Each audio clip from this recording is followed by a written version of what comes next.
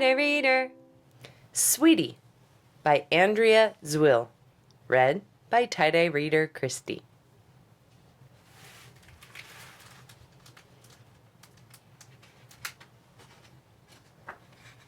Sweety. Sweety was awkward, even for a naked mole rat. Please note that naked mole rats are born without fur, not without the love of clothes. The illustrator is grateful for this since she didn't have to draw a bunch of highly embarrassing pictures.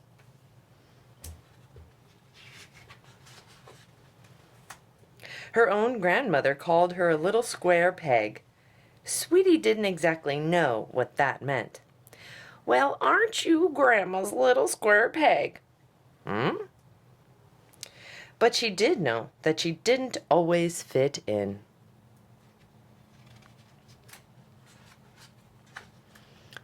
Sweety could be intense. "My doll's name is Ellie. She likes cupcakes. My doll is David. My grandma gave him to me. This is Sunshine. She wants to be a doctor. Who is your doll, Sweety?" "This is Warrior Princess Zorna, friend of the friendless, destroyer of evil, lover of chocolate beet cake with cream cheese frosting. Her favorite color is aubergine, and my mom made her for me."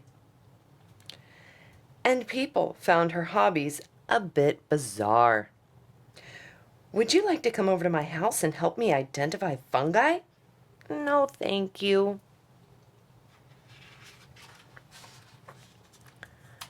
Occasionally, Sweety did things that others had a hard time comprehending, like the day she gave her book report through interpretive dance. "What book is this?"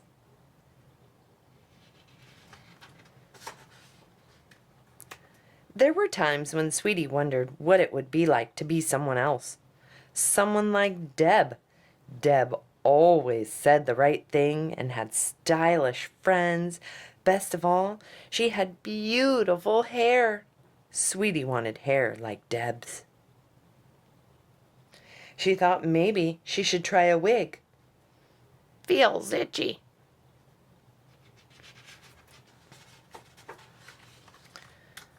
Then there were times when Sweety just felt like being Sweety.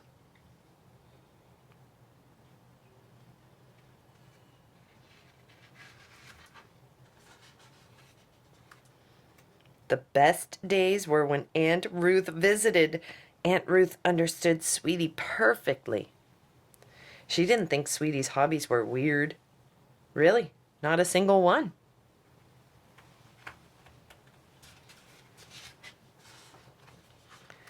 Sweety and her aunt loved going through old family photo albums. Sweety especially liked the pictures of her mom and her aunt when they were her age. Ruth age 8 and age 8. Ruth age 17.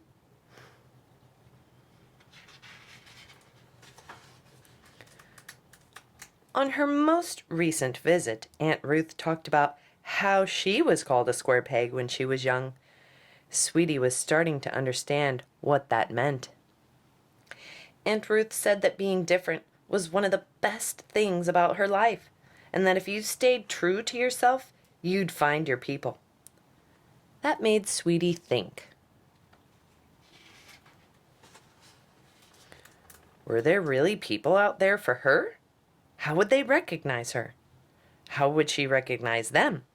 Was there a secret handshake she'd have to learn? She really hoped there was a secret handshake. Sweety wondered how many times she'd been close to one of her people and not known it.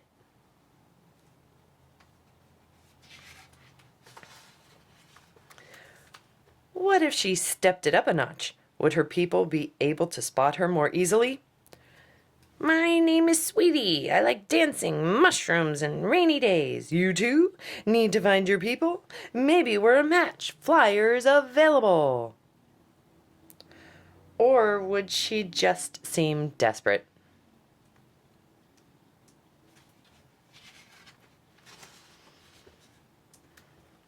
For now, she'd trust Aunt Ruth, continue to do her favorite things, and be herself. And maybe she'd try a couple of new hobbies just for fun. Whoa, very nice, sweetie.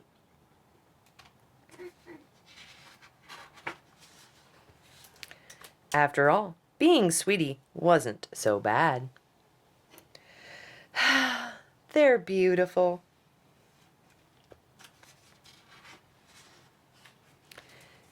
In fact, it could be pretty awesome. Well, aren't you a fuzzy little caterpillar? And who knew when someone else pretty awesome might come along? Oh my gosh, isn't that the cutest little caterpillar? My name is Sandy. Your shirt is wonderful.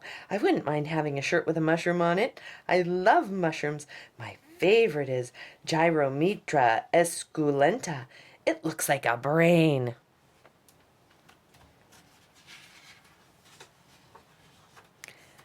Hi, Sandy. My name's Sweety. Would you like to learn a handshake? Yes, thank you.